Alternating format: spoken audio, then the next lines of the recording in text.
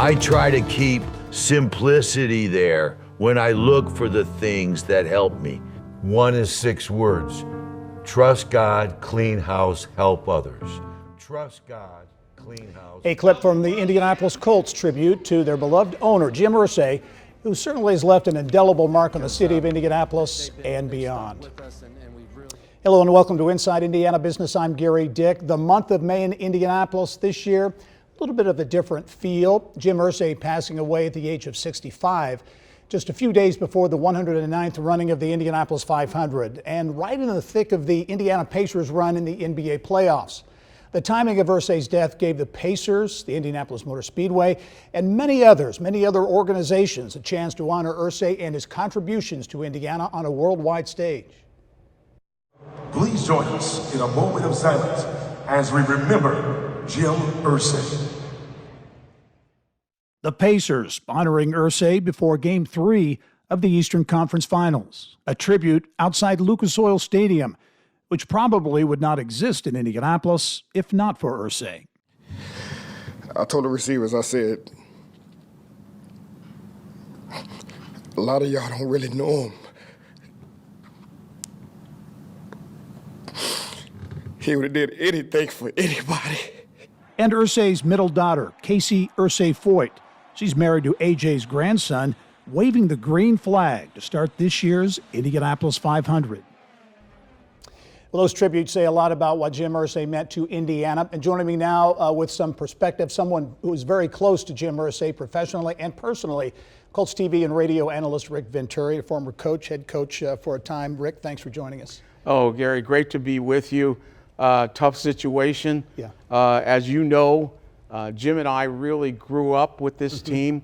If you take us back to 1982, he's a young buck, really just starting out, learning the business, from giving out towels to coaching to scouting. And I'm a first-year rookie assistant coach in the NFL, just happy to be there. And I had the opportunity to watch him grow from that, from a starter to become a general manager. At one point, I was the head coach. We worked hand in hand. We talked football, and we would talk how to handle his father. It was really interesting. And then, to see him become owner.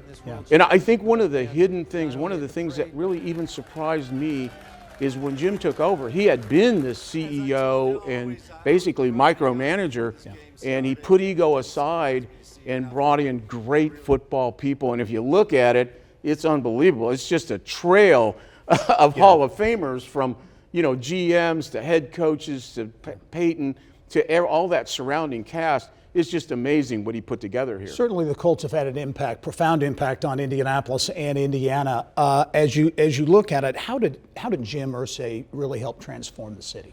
Well, he transformed it in many ways. The first thing he brought was great football here. This is when Jim's, I think, 99 to 217 is the fourth best winning percentage, in the NFL at that point in time. And so, in that respect, he turned it into, I won't say a football town because this month shows you how much basketball and racing means, but he made football relevant. And between he and Peyton, I think they did make it. And then his personal, the philanthropy is chronicled. But if you only knew how many organizations, how many individuals and people that he helps, there are athletic teams at the high school level in this town that exist because of Jim Irsay. Yeah, and certainly downtown transformed in so many ways. As you think about it, Rick, how do you think Jim would like to be remembered most, not just as an owner, but really as a person? Well, Jim, in my book, lived in a world in between the great football man George Halas and the great guitarist Keith Richards. I think Jim actually lived in that world, no question about it. And I think, just my opinion, knowing him from the time he was 22 to now, is that he would want to be remembered, A, as a champion. The NFL and the Shield meant everything to him. And I think, B, he would want to be remembered as a great musician, no question about that. And then I think, 3, as a great family man, and basically as a community guy. And I will say this, rest in peace, my dear friend. You achieved it all. Well said. Rick Venturi, as always, great to see you. Thanks for some great perspectives. Thank you, Gerry. All right.